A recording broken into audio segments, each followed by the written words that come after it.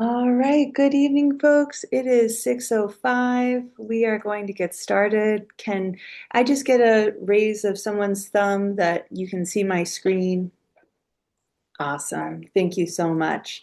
So my name is Taya Spittle. I am the curatorial coordinator here with Spaces in Cleveland, Ohio.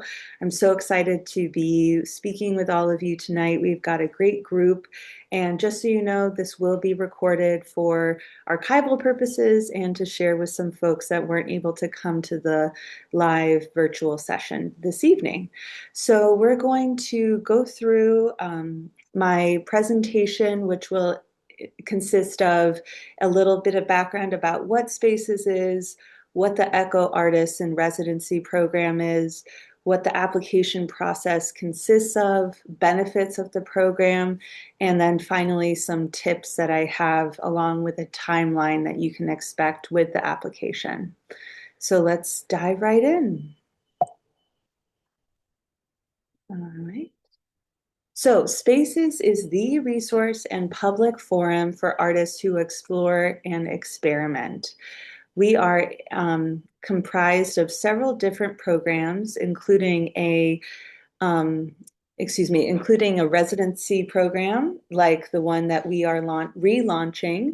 We've had a residency program for many, many years, and we're very excited to launch this new program called ECHO. So ECHO is I'll get into explaining more about what that is later, but it is our artist in residency program.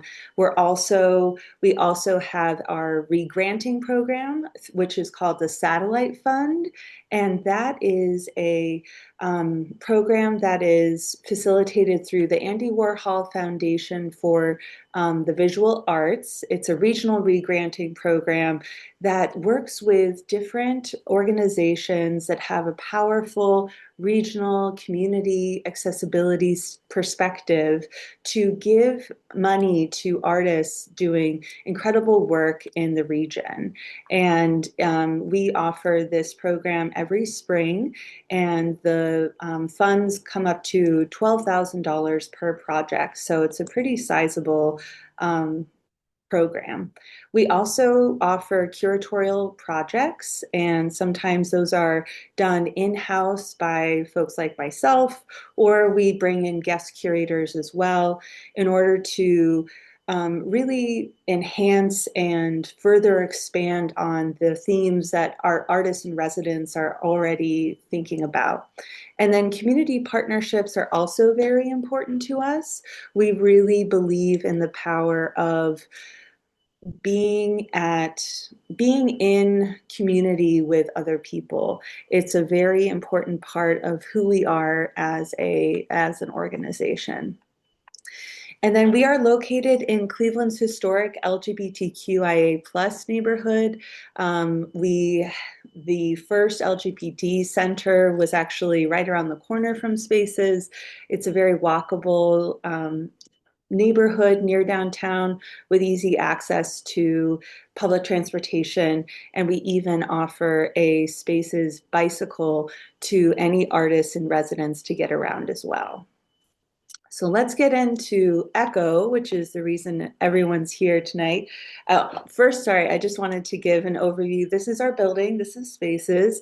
So as you can see, there's some really exciting street view opportunity as well, and some exciting venues to explore off the street. This is our first gallery, the Oracle Gallery, to give you a sense of the scale.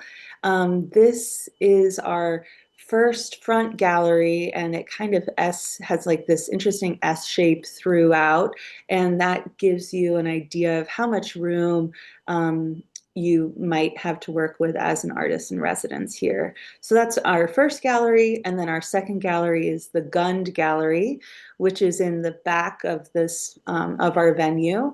It's quite large. It's a pretty kind of standard white cube area, and we have, poured concrete floors and white walls and lots of exposed HVAC system, which I think is always really interesting in an exhibition space. So, what is ECHO? So, ECHO is our new artist in residency program that pairs one regional artist with one non-regional artist to form a peer cohort. We wanted to do this sort of new structure for a artist in residency program in order to meet the needs of all of the audiences that we serve at Spaces. So we, as I said, we're a very community driven organization. So we really want our regional artists and local artists to feel like they have a place where they can discuss and show and demonstrate their research and what really means a lot to them right now. And then we also find it really important to bring in outside perspectives to make sure that artists are and our community is understanding what people outside of our region are worried about and then where those overlaps may lie.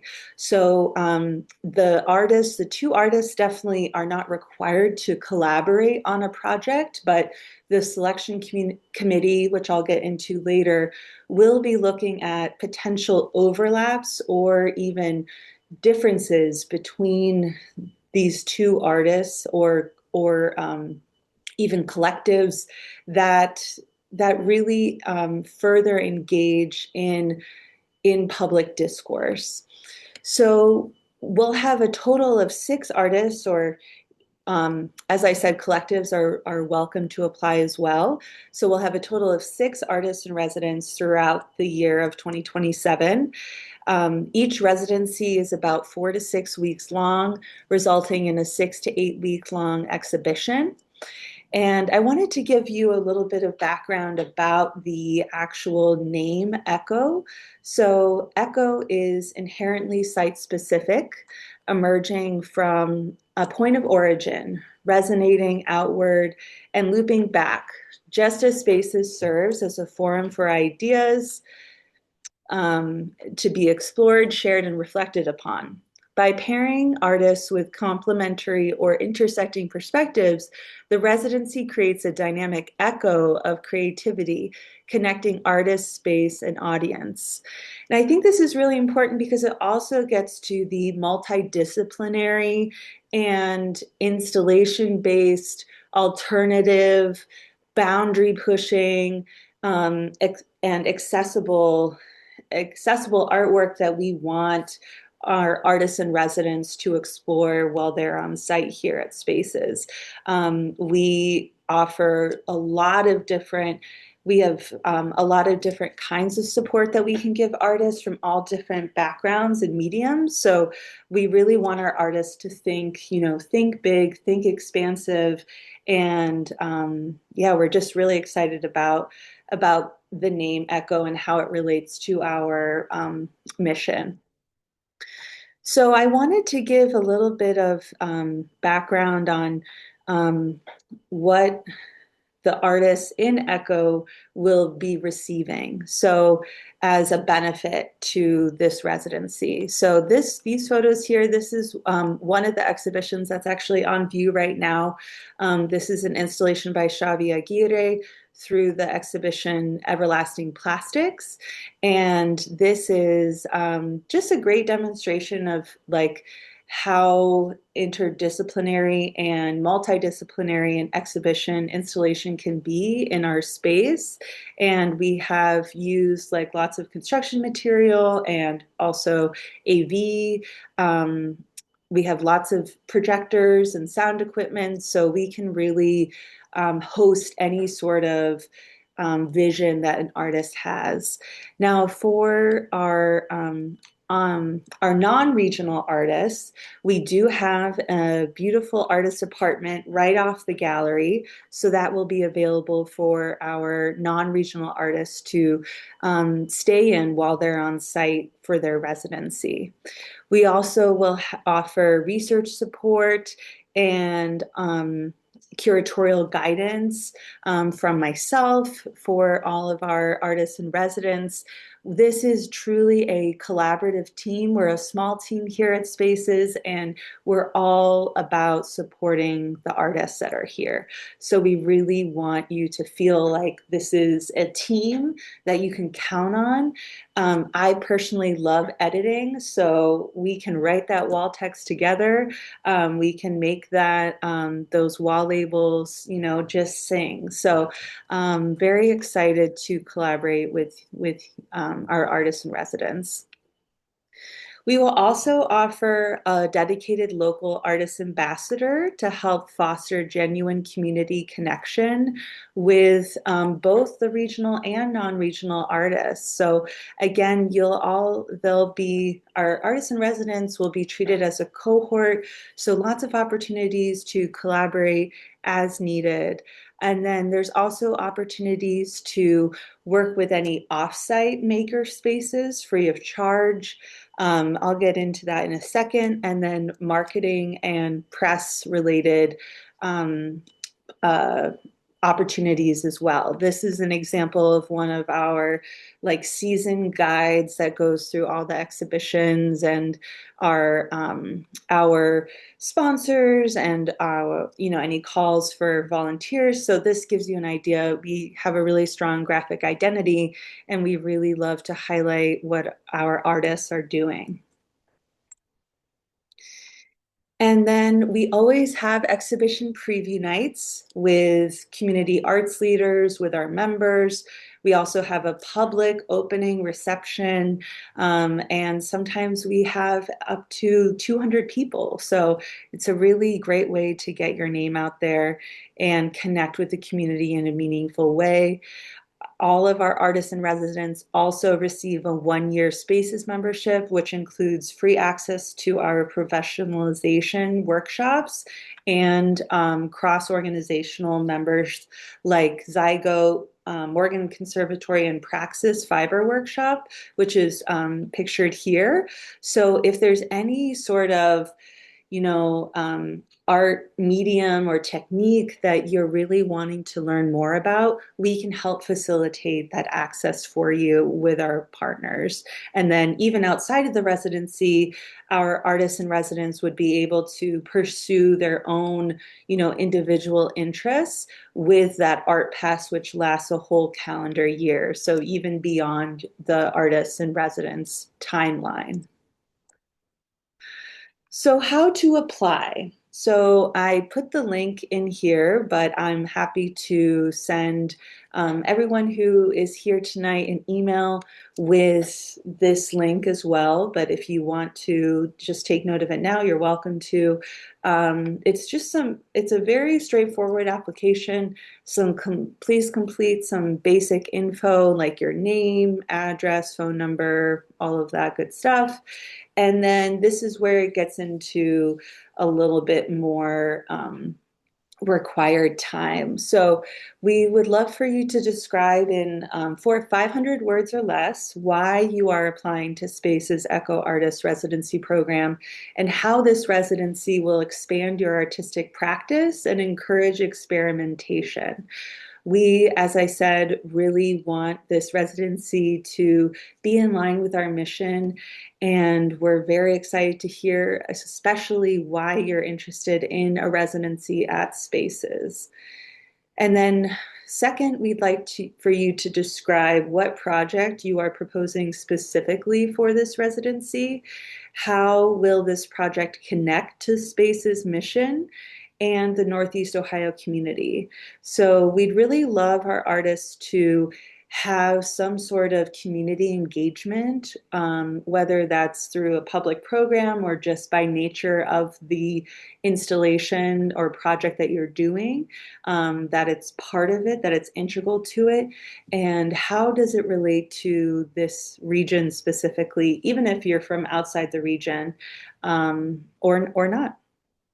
And then please share a short narrative biography written in third person, describing your art, yourself as an artist or the collective that is applying.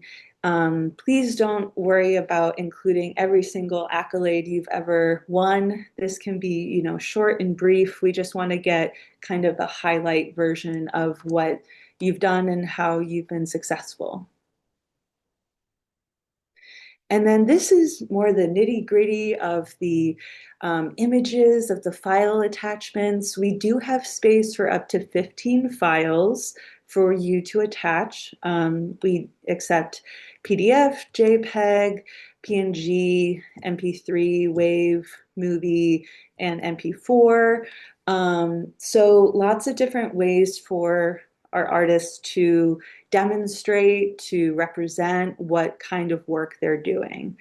And if you do decide to do just still images, you can use all of those 15 slots. But we do ask that if you're doing any time-based media, that you limit it to 6 minutes of work total, or one web-based work, which you could translate into a PDF document if you'd like, or a PDF with up to 10 pages. So all of these specific requirements are listed in the application itself, but I'm happy to have any, sideline conversations with folks if you have any questions about those specific requirements. And then one last thing, please do not include any interviews or links to other websites with more information. Please respect our guidelines for the submissions. And if you do leave those guidelines, then your application might not be eligible for consideration. So always reach out to me if you have questions. So here we get into the tips.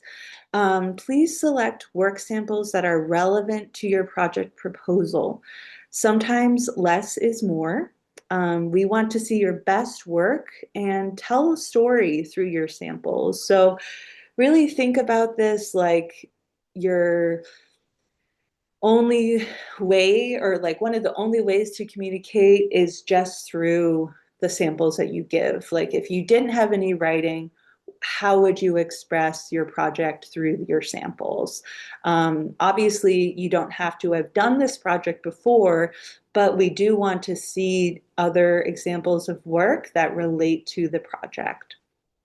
And then we'd love for you to be clear in your writing.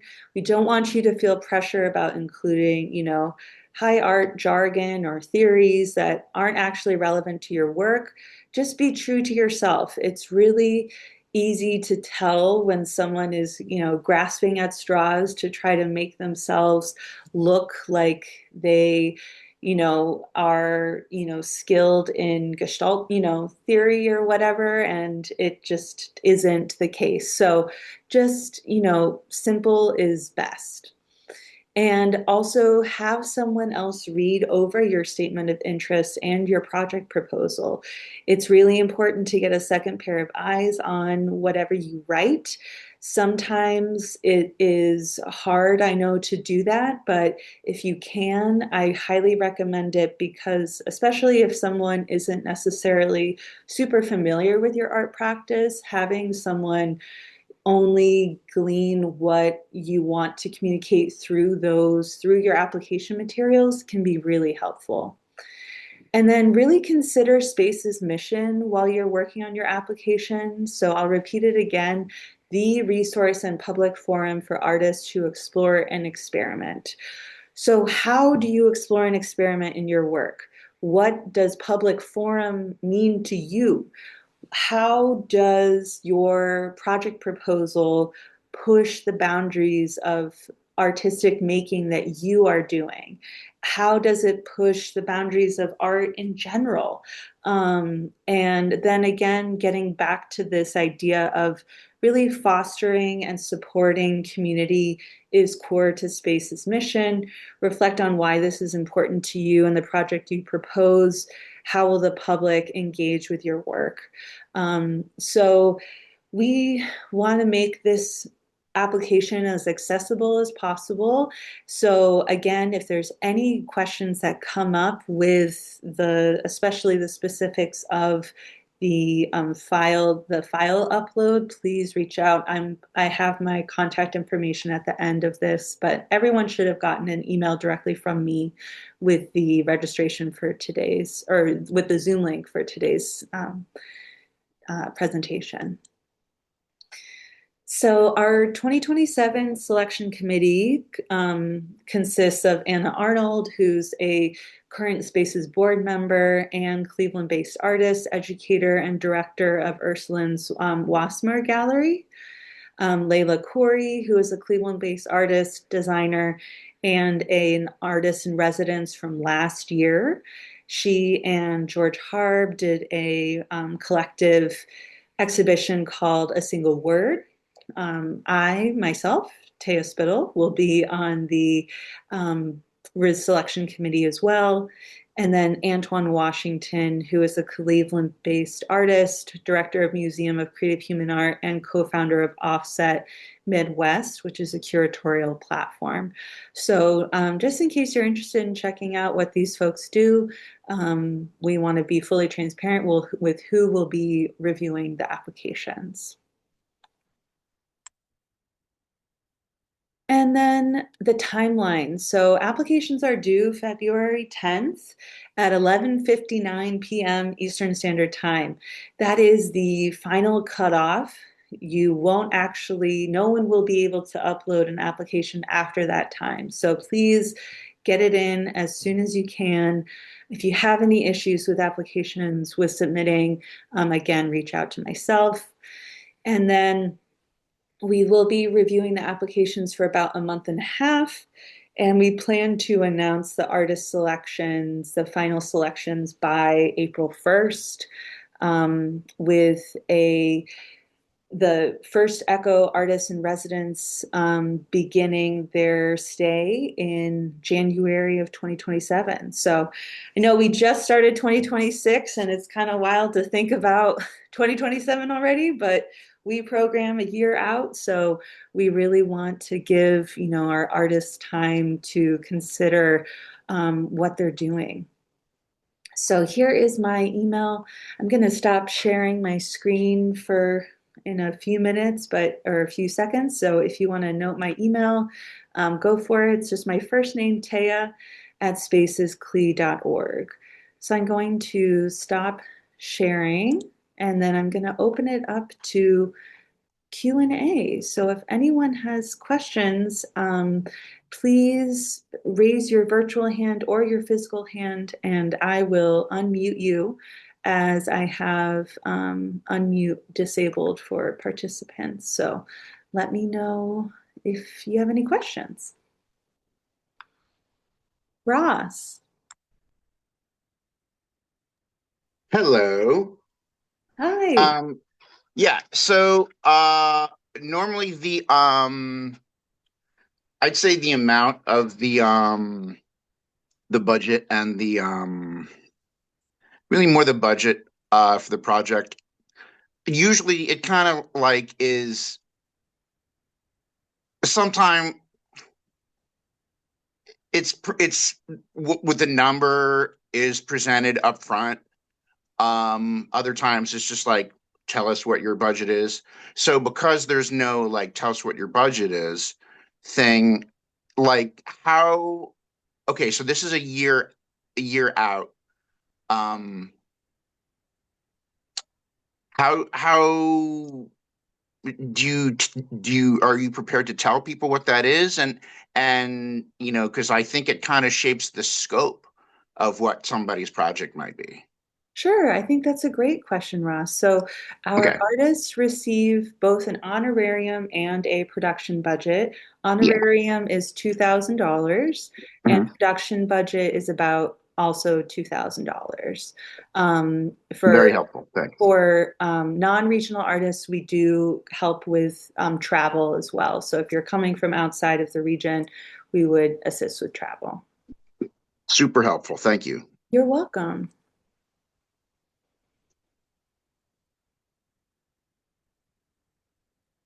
Edie. Hi. Thank you so much for letting me in. I'm really sorry I forgot to, well, I didn't realize I needed to register. So I No apologize for worries. that. All good. Um, so my question kind of relates to Ross's in that I have two or three ideas really. Um, but really I think I'm focused on two at this point, and one of them would cost, I think, quite a bit more than the other. So I know that you mentioned that Spaces is willing to ask as like kind of act as kind of a fiscal sponsor for grant applications. I don't know if you can give us a sense of how that's worked in the past. Um, what are the odds of getting that? I don't know. Just if you can speak to that, that'd be Yeah. great. Unfortunately, I don't know too much about the fiscal sponsorship side of things. I know PETA, our executive director, is on. I'm not sure if she's available to maybe speak to that, but I'd be happy to follow up more with more details about that offline. But fiscal sponsorship is basically if, for those that might not know, when a nonprofit 501(c)(3), oh yes, I can unmute PETA. One second. Okay, sorry, that was weird. I don't know why it wouldn't let me unmute myself, but yeah, I'll ask you, I'll answer your question, Edie. So we will be a fiscal sponsor if somebody wants to go after additional funding through any kind of funder, whether that's OAC or CAC or wherever, any individual artist who might need a 501(c)(3, because a lot of funders, as you know, will only give to nonprofit organizations and not to artists directly. We take a small fee of 6%. So if you are awarded dollars, they come directly to us. We take an administrative fee of 6%, and then we hold that money and you just tell us when you need it to be dispersed to you, and then we will disperse it. We keep the receipts that's required for like, you know, our accounting purposes. But other than that, it's a pretty straightforward process, and we have done it successfully this past year with Quest for the Fest. We've definitely done it in the past for other artists. So, I feel pretty confident anyone who does want to do a larger project and is selected and wants to do fundraising, we also have the capability of creating a fundraising page where we can collect individual donations for you if you are interested in like promoting yourself that way and you want us to get those individual donations in. Again, small administration fee for each donation that comes in, but the money is then there for you to use as restricted dollars until you tell us what you need the money for. Does that make sense? It does. Okay. Thank you. Thanks, PETA. Natalie. Hi, can you hear me? Yes. Okay, I have a three-part question. Okay. Great. Um, just some clarification. You mentioned six artists. I just want to clarify, is that six pairs of artists or is that three pairs of artists? Three pairs of artists. Okay, Yes. so there's essentially like three residency time periods. Yes, Okay, exactly. okay. Yes. That's a great Um, question. Thank you for clarifying that. And then the next one, I think I know the answer, but so then you all would pair the regional and the non-regional together. You make that. Yes. Okay. Yes, we do. Yep. And then lastly, you are mentioning the word cohort. Is the cohort, do you all consider the cohort the two people in the pair or all of the artists for that year? Typically the two artists in the pair, Okay. but I think that's a great question to think about it as, the whole year. So, this is our first year doing this format of residency. So we're really open to, other ways of artists collaborating. But when I said cohort, yes, I meant it just for that season. Yes. Okay. Okay, cool. That's it. Thank you. Okay. Thanks, Natalie. Ross. Hi. So I remember the swap residency, and Okay. that was I think it was I was a volunteer, so I I saw some stuff, but I wasn't really like around during the residency, per se. Um, so I kind of recall it was like there was a wall and then there was like two artists like on either side of the wall, and then they were like had a studio in the gallery. So this is like this seems pretty different um because there's all these other spaces that people can build things in, Hmm. whether it's Zygote or something else. Um, so is the scheduling kind of like um such that the like a 4 to 6 week residency would not coincide with it would coincide with another exhibit. Therefore, like I guess my question is, what is the install time and what is the residency? Like, is it a residency in the gallery and then you open it up and be like, okay, it's like let them in, and then of course, well, with the community engagement, you have like a program be like, we're not open yet, but we're doing a program. We're not like the show isn't open yet, but we're doing a program. Come Hmm. in and and you're invited to this program, and then we're gonna do the opening, and then once the exhibition is opened, um there might be another program like an artist talk or something like that. I know that's pretty common, but Hmm. what are your thoughts about all of that? Yeah, so I'll say the installation period is incorporated into that 4 to 6 week residency period. So Got it. typically, installation would take place the last week, or if you need longer, maybe 2 weeks to install. And we have support, we contract out art handling support as well. So if you would need that support, we can provide that as well. In terms of public programs, I am super open to working. At Spaces, we are super open to working with artists on a case by case basis. If you wanted to have a program during your residency and it overlapped with another, with the previous cohort's exhibition, we can talk about that. I Okay, think that's a great cool. question. And That's right. typically, yeah, typically we have the lab, our front room, which is right off the street, open for meetings and public programs. Sometimes we have art in there. Right now we have art in there. So we have some spaces to work with to host public programs, or we can also, do offsite programs as well. So just to clarify, like let's say there's like the 8 week exhibition, Hmm. 4 to 6 weeks of that might be actually creating it. No, that's separate times. Oh, they're So separate times. they're Okay. separate times. They Yep, don't overlap. Okay. correct. Yep, I meant with like never mind. Yes. Time in the gallery. Yes. Like Yep. there's like 1 or 2 weeks. Basically, it's like a one, maybe 2 week install. Install, and then it's up for 6 to 8 weeks. Yeah. Sweet. Yeah. But you can be working in the gallery, Ross, for the 4 to 6 weeks leading up to the opening of the exhibition, which will then be up for another 6 weeks. So Okay.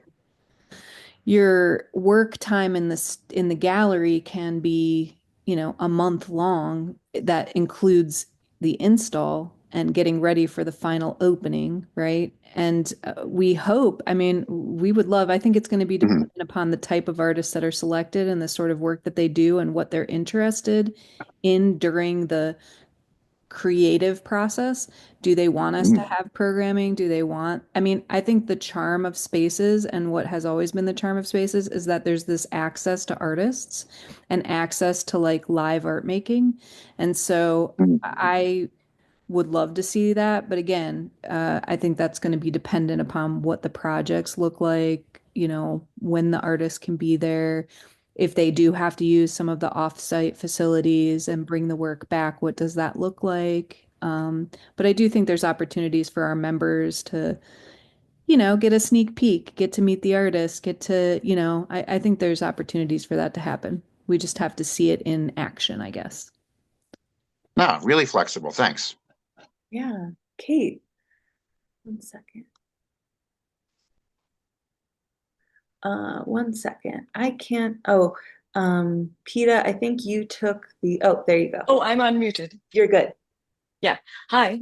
Thanks for having this. Nice to see all your faces.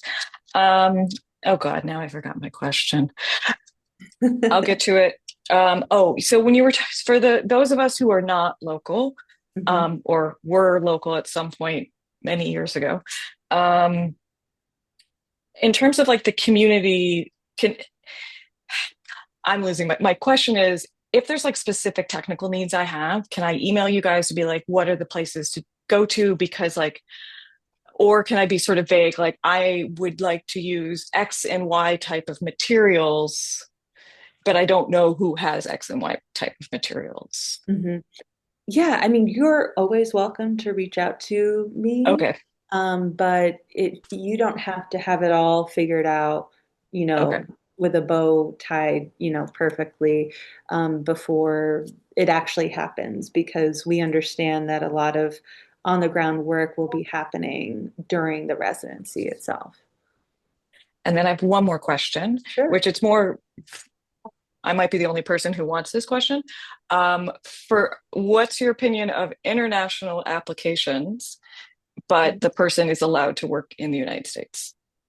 Oh, yes, that's fine. Yep, Okay. So international just, is okay. fine. Yep, international Oh, is so I fine. don't even need to mention that I can work in the United States, but in the, Mhm. okay, No, good. we are learning, but we are figuring out how artist visas will work. But yes, we've I had. won't need one of those, but Okay, yeah. perfect. But sometimes people see the international residents and then just don't even Oh, want to talk. no. Yes, Yeah. we Okay. welcome, yes, artists from all over the world. Corey, Thank you. one second. Um, Peta, if you can unmute Corey. Oh, great. You're unmuted, Corey. Thank you. I just wondered if there are, and it's not, well, it's very specific in the way I'm using this, but are there any limitations in terms of the applications operating in a therapeutic quasi-medical field Hmm. I mean, in terms of like spaces being worried about certain types of liability, which my collective plans to deal with in our application, but okay. it's like I'm just like, as I listen, I don't want to waste everybody's time if it's like, we can't do this. So, Yeah, I think I would need to know some more specifics. okay. So maybe we could, Okay. talk Yeah. So one-on-one. But I mean, we do have insurance. okay. I don't know if it extends to, yeah, I don't know if it would extend to like a medical, um, Corey, something like that might just take some language around it. Like if Okay. it was a liability issue, like sometimes we offer programs that say like it's a therapeutic, like art therapy, but we have very we have a Got it. disclaimer where we would say this does not constitute as a therapeutic appointment. Perfect. Okay. I Um, guess that's really helps. That answers my question. okay. so I think Thanks, depending Peta. on like what Depending. Kay is saying, we'd want to know more, but I think Of that there's course. around something like that if you're looking to have that kind of, I think it's just a language thing. Just Okay. yeah. Thank you. hmm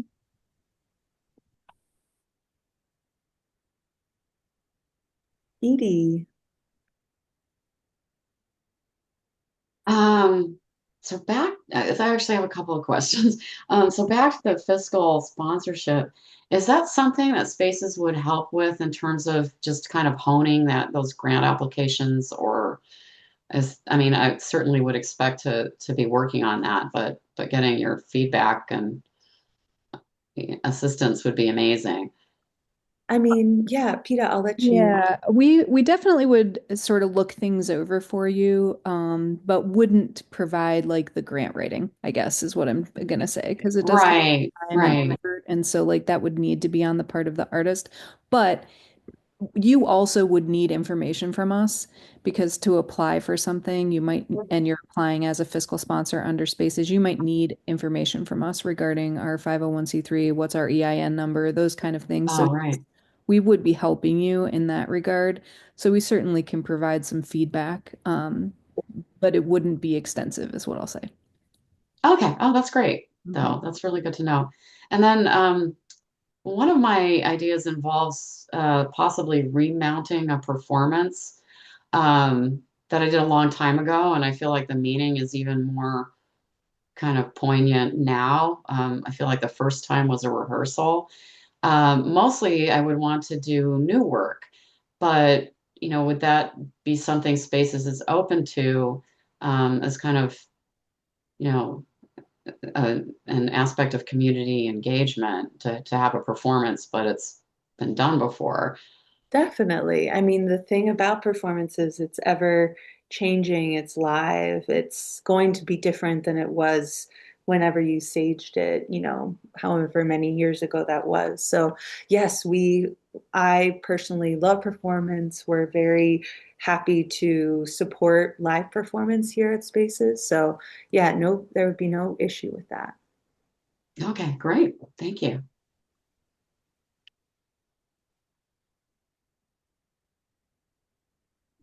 Any other questions? Krista.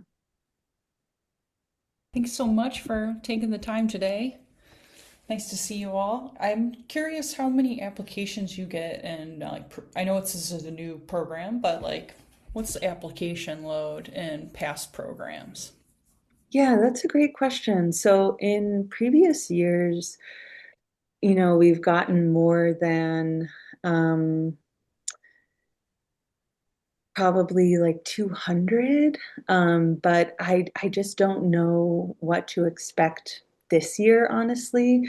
Like for the satellite fund, this past year we had about 60, and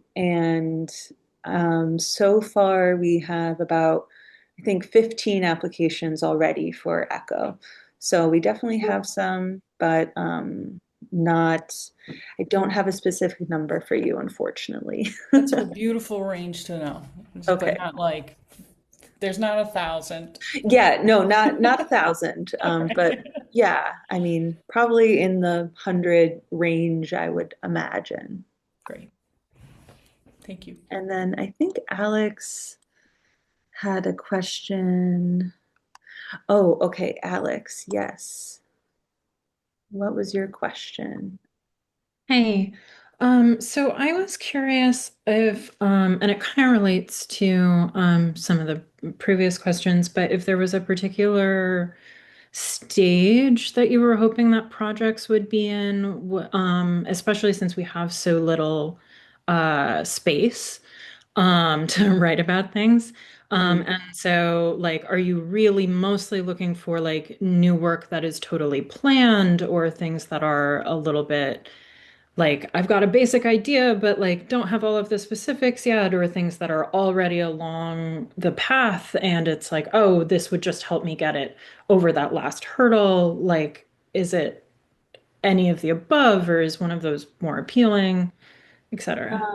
Yes, that's a great question, Alex. So I would say kind of any of the above, but we want to make sure that we can visualize and there's you know, a a plan for what the final like execution would look like in so many words. So it we wanted to make sure that it's something that the audience, can experience, that it's interactive in some way, that there is, something happening in the gallery.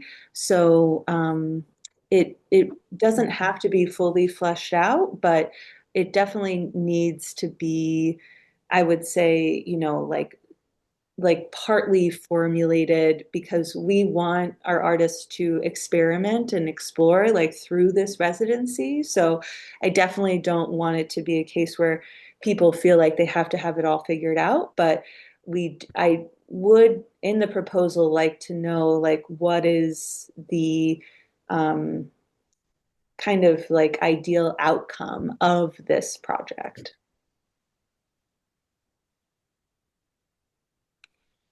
Rosalind? Hi, yes. Thanks so much for sharing all this helpful information. I just wanted to confirm the timeline again. You spoke about this earlier with Ross, but just trying to get a sense of if the gallery will be occupied with another exhibition at the point that we arrive, or is the gallery also our studio space? That's a great question. So, Peta, I think you were kind of mentioning that the artist would have that month long period in the gallery. I was thinking there might be some potential overlap, but we do have a clean artist studio in the back as well. So if there is any overlap, but it would probably only be for like a week or two. Okay.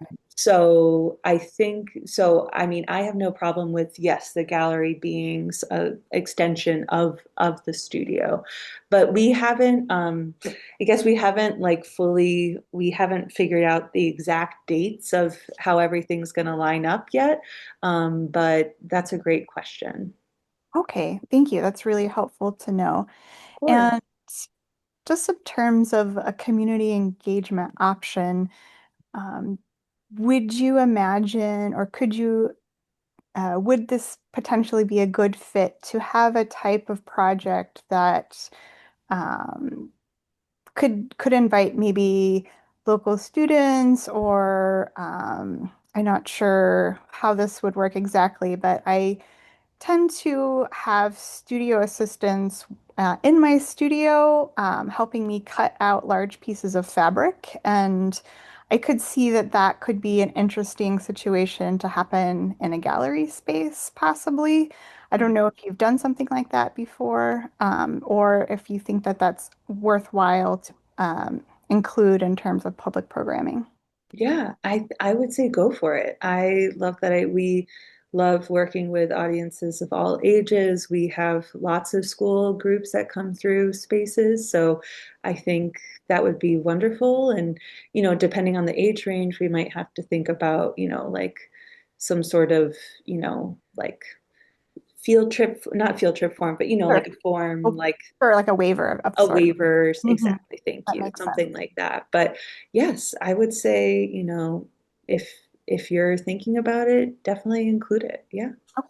Thank you so much. Krista. Thank you. I have a question about the collaboration or the cohort. So, are Sure. you all envisioning that like the work would be complementary where it would actually like merge together and we'd be collaborating together, or is it like a Venn diagram where there might be some overlap, or just like you present your work and they're presenting their work and it just kind of flows together? I think well, not I think, it's more like a Venn diagram. Okay, Like great. potential for if these two artists in the cohort meet and they're talking about their ideas and they're like, we want to do like a whole new thing like together, like we can figure that out.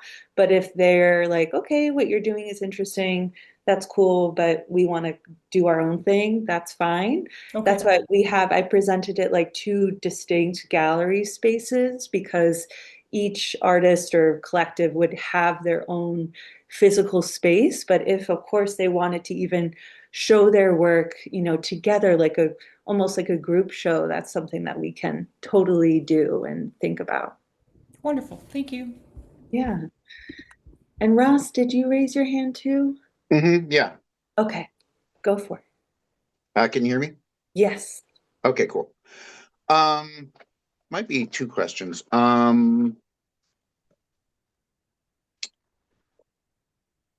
So I have an ongoing project, and it started 19 years ago. And so obviously I'm super passionate about it. Um, and it's mostly been a writing project. Okay. And I absolutely love installation and have for this entire time. Um, and I've really been a lot of the process for me over the 19 years has been the question of how do I present the work and how, like, I've been trying to figure out how much it might make sense to show the process, like on the walls, like this is how I got to here and how I moved through mediums. And I guess my question is, um, do you think it makes sense in the portion of the application where we're talking about what is the project, um, that I bring up, well, here's the history of the project, but also this is what I plan on doing for 2026.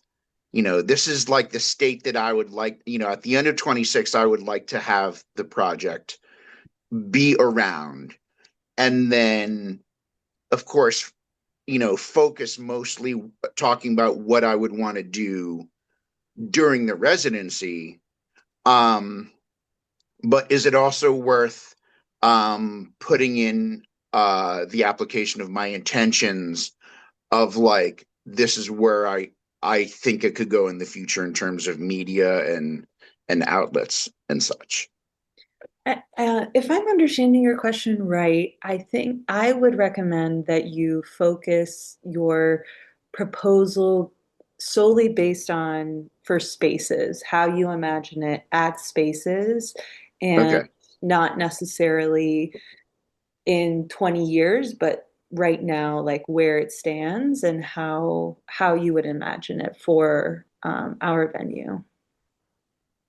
Uh-huh. And then the as the project kind of gets to like a different state, I mean, we would know by April 1st about, if we got this. So it's not like it would like affect, my work the whole year. Like I would know pretty soon, and Mhm. that would fold in. But the I know the intention of like the application is like we would love to publish what you say in your application with the exhibit, because Spaces does this thing where you print out these beautiful pamphlets that have holes punched in them and you hang them on nails.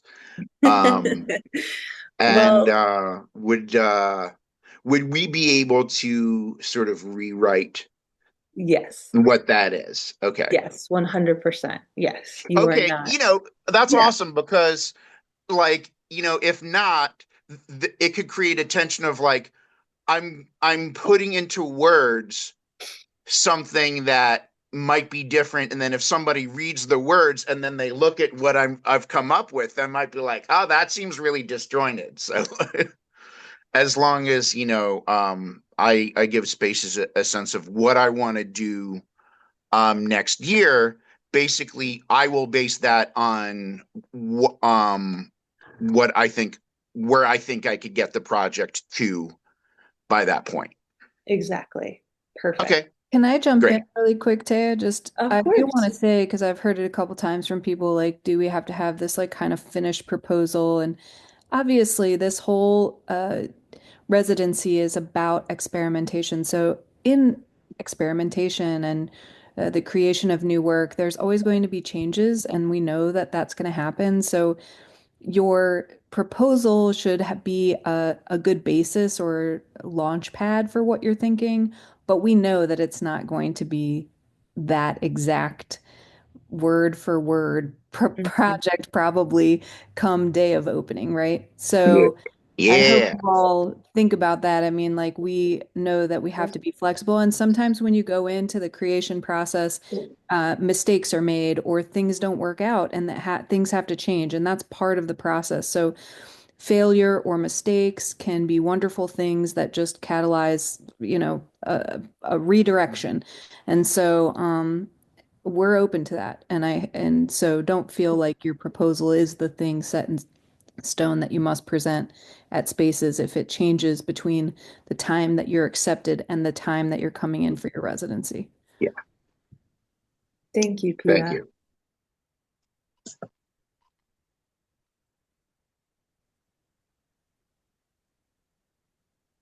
Any other questions? I know we're at time, but if folks need to jump off, that's fine. This is the only thing I have going on tonight, so happy to hang out and chat more. Thank you so much. Oh, Krista, did you have a question or I was Kate? just waving by. Thank Oh, you. waving. Okay, cool. I'm sorry. Awesome. Oh, thanks so very much. Yeah. Thank you. Thank you, Peter, too. Thank you for your time. Thanks, Appreciate it. everybody. Yep. Thanks Have a so good much. Awesome. Thank you. Bye. Thank you. Bye.